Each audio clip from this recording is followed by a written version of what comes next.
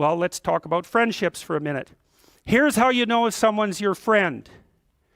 A, you can tell them bad news and they'll listen. They won't tell you why, you're stupid and why that bad thing happened to you and how something worse happened to them once and, derail the whole conversation.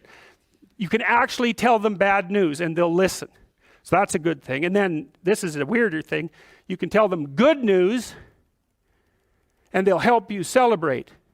And that's a really good way of deciding who you should have around you. Because if you have someone around you, something good happens to you and you're kind of afraid to even admit it because, God, something good happened to you. It's like, you let that be known and it'll certainly be taken away. So, you come out and you sort of tell someone half-heartedly that something good happened to you and they give you a whack and then talk about, the great thing that happened to them 3 years ago. Or worse, the great thing that happened to someone that they knew 3 years ago.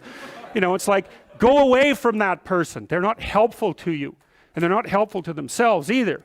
And so you want to surround yourself, you got to think about this. You got to surround yourself with people who want the best for the best part of you. You can hang around with weasels and losers that are trying to pull you down to justify the fact that they're spiraling downhill as well. And the upside of that is you don't have to have any responsibility and you can all whine about how wretched life is, so that's pretty attractive. But I would say it's also a bad medium to long-term plan. And so it's acceptable and desirable to try to surround yourself with people who are facilitating your development. And you might say, well, I've got people around, I know them well, they're not doing that well and they don't fit into that category. It's like, what's your point? What are you going to do with them exactly? If they'll listen and cooperate with you and move towards a better future, great. If they don't pay any attention and they keep doing the same damn things over and over and they're not going anywhere and it's painful, then maybe the proper thing to do is say, you just have your misery.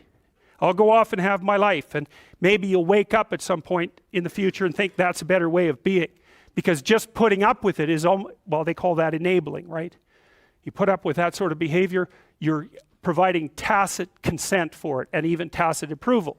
It's like, it's a bad idea. You have, I would say, both the right and the responsibility to surround yourself with people who are good for the best part of you.